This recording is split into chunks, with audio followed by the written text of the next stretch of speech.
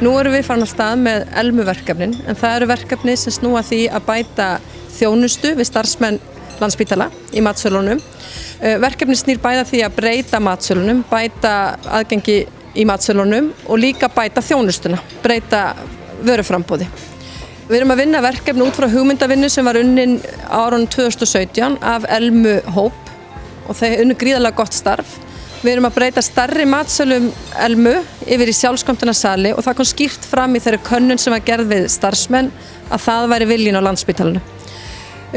Sú breyting sem við gerum líka er að við opnum kaffuhús og að kaffuhúsunum verður auk þess að vera hægt að fá venjulegan kaffuhúsavarning, hægt að kaupa tilbúin mat eins og salat, súpur, samlokur sem hægt að taka með sér á vaktina eða út á deildir.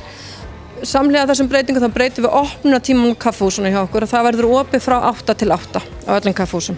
Eins og starfsmenn trúlega hafa séð þá er framkvæmdir þegar hafnar.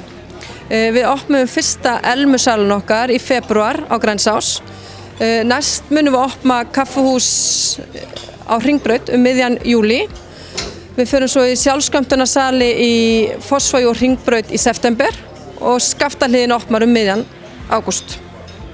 Hugmyndavinna við aðra matsali Landspítalans er í fullum gangi og með haustinu munu framkvæmdir og breytingar hefjast þar.